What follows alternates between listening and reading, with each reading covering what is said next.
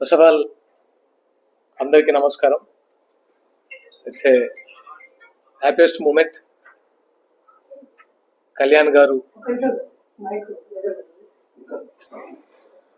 అందరికీ నమస్కారం. Thank you so much for coming. First of all happiest మూమెంట్ని షేర్ చేసుకోవడానికి మేము తెలంగాణలో ఫస్ట్ టైం మేము ముందుకు వచ్చాము. మీ అందరి ఆశీర్వాదంతో, తెలంగాణ ప్రజల ఆశీర్వాదం, ఆంధ్ర ప్రజల ఆశీర్వాదం, తెలుగు వారి ఆశీర్వాదంతో పవన్ కళ్యాణ్ గారు డిప్యూటీ సీఎంగా రావడం మనకు చాలా సంతోషాన్ని ఇచ్చింది. అంటే ఇది ఒక 15 సంవత్సరాల కళ అందరికీ. కళ్యాణ్ గారి నా పొజిషన్ చూడడానికి, అండ్ దాని వెనుక ఎన్ని అవమానాలు, ఎంత కష్టం, ఎంత నిబద్ధత అన్నీ ఉన్నాయి.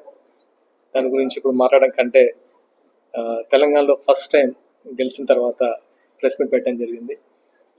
And first of all thanks to ఇక్కడున్న రాష్ట్ర నాయకులకి, జన సైనికులకి అండ్ కార్యకర్తలకి. వీళ్ళందరూ వెళ్ళి ఆంధ్రాలో ఎవరికి వారు సొంతంగా ప్రచారం చేసి గెలుపులో భాగస్వామ్యం అయ్యారు. అందరికీ మరొకసారి అభినందనలు, కృతజ్ఞతలు తెలుపుకుంటున్నాను. అండ్ దాంతోపాటు ఫస్ట్ టైం కళ్యాణ్ గారు డిప్యూటీ సీఎం అయ్యాక అధికారికంగా కొండగట్టుకు రావడం జరుగుతుంది. అండ్ రేపు మార్నింగ్ మాదాపూర్ ఇంటి నుంచి 7 to 7:30 మధ్యలో బయలుదేరి కొండగట్టు రీచ్ అవుతారు, 11 o'clock మధ్యలో. అండ్ పూర్తి భద్రత వలయం ఉంటుంది. తెలంగాణ వ్యాప్తంగా అభిమానులు, జన సైనికులు అండ్ కార్యకర్తలు, వీర మహిళలు అందరూ ఆయన కోసం వెయిట్ చేస్తున్నారు.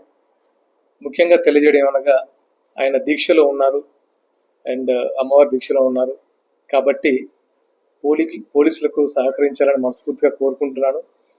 అండ్ మళ్ళీ ఒకసారి డిఫరెంట్గా ఇక్కడ ఒక మీటింగ్ పెట్టి అందరినీ పేరు పేరున కలవబోతున్నారు, అది కూడా దృష్టిలో పెట్టుకోవాలి.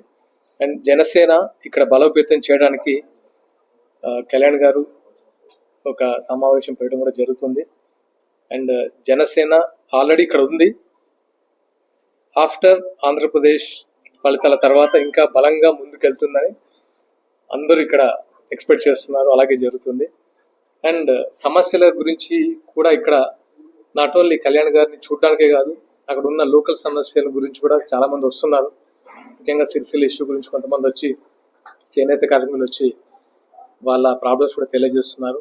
అంటే సందర్భం కాకపోయినా ఎందుకు చెప్తున్నానంటే, అక్కడ 8 ఆత్మహత్యలు చేసుకున్నారు. వాళ్ళందరూ వచ్చి మేము ఒక మెమోరాండం ఇస్తాము కళ్యాణ్ గారికి. ఎందుకంటే చేనేత వాళ్ళ గురించి కళ్యాణ్ గారు ఇంతకుముందు వచ్చారు సిరిసిల్ల. అండ్ మా ప్రాబ్లమ్స్ ఇప్పుడు కొంచెం పెద్దగా అయ్యాయి గవర్నమెంట్ తర్వాత. ఎందుకంటే ఈ 10 సంవత్సరాల కాలం కంటే ఇప్పుడు కొంచెం 6 నెలల్లోనే 8 ఆత్మహత్యలు చేసుకున్నారు. సో ఒకసారి మేము వినతి పత్రం ఇస్తామని కొంతమంది వచ్చారు. సో వాళ్ళది కూడా మేము కళ్యాణ్ గారి దృష్టికి తీసుకెళ్తాం. అంటే సంతోషం కాదు, సమస్యలు కూడా చెప్పుకోవడానికి చాలా మంది ఉన్నారు కళ్యాణ్ గారితో షేర్ చేసుకోవడానికి. అండ్ ఫస్ట్ ఆఫ్ ఆల్ రేపు ఉన్న కొండగట్టు కార్యక్రమాన్ని అందరూ తెలంగాణ వ్యాప్తంగా సంబరాలు జరుపుకుంటున్నారు. ఎందుకంటే కళ్యాణ్ గారిని డిప్యూటీ సీఎంగా చూసి ఆ కళ నెరవేర్చుకోవడానికి అందరూ సంబరాలు చేసుకుంటున్నారు. అలాగే కొంచెం సమన్వయం కూడా పాటించాలి. మిగతా విషయాలు ఏంటంటే అందరూ రాష్ట్ర నాయకులు అందరూ అక్కడ ఆర్గనైజ్ చేస్తున్నారు పెళ్ళి.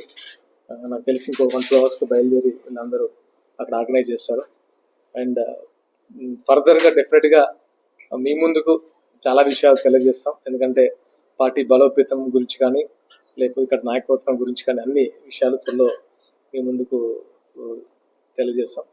అండ్ మరొకసారి thank you so much for coming. Thank you. Sir, యాక్చువల్గా మీరు అన్నట్టు కళ్యాణ్ గారు ఎప్పుడో చెప్పారు, జనసేన రాజకీయాలు లేకుండా రెండు తెలుగు రాష్ట్రాలు ఉండవని ఎప్పుడో చెప్పారు. దానిలో భాగంగా ఫస్ట్ రాష్ట్రాన్ని ఆంధ్రప్రదేశ్లో తన మార్కెంటో చూపించారు. అంటే అవుట్ ఆఫ్ 21కి సీట్స్ కొట్టి అంటే ఎన్డీఏలోనే ఒక ప్రభావితం చేశారు. అలాగే తెలంగాణలో కూడా ఆయన మార్క్ ఉంటుంది. అంటే రాజకీయాలు కొత్త, అంటే ఆయన మార్పు ఏదైతే కోరుకున్నారో అది సాధించి చూపెట్టారు. డెఫినెట్గా తెలంగాణలో కూడా అది ఎక్స్పెక్ట్ చేస్తున్నాం సార్. మున్ముందు అంటే ఇప్పుడు చాలా తక్కువ టైం, ఆల్మోస్ట్ 1 monthలోనే కార్యాచరణ జరుగుతుంది. ఇంకొక 1 monthలో ఇంకో 1 మంత్లో డెఫినెట్గా దీనికి సంబంధించిన కార్యాచరణతో ముందుకు తీసుకెళ్తారు కళ్యాణ్ గారు. క్యాడర్ కూడా చాలా ఎక్స్పెక్ట్ చేస్తున్నారు. నాట్ ఓన్లీ దట్, తెలంగాణ వ్యాప్తంగా నాకు ఫోన్స్ వస్తున్నాయి, అంటే జాయినింగ్స్ అవ్వడానికి కానీ, అంటే జనసేన విజయం ఏదైతే ఉందో అది తెలుగు రాష్ట్రంలో కాదు, ఆల్మోస్ట్ టోటల్ భారతదేశంలో ఒక ప్రభావం చూపింది కళ్యాణ్ గారి రాజకీయ మార్క్.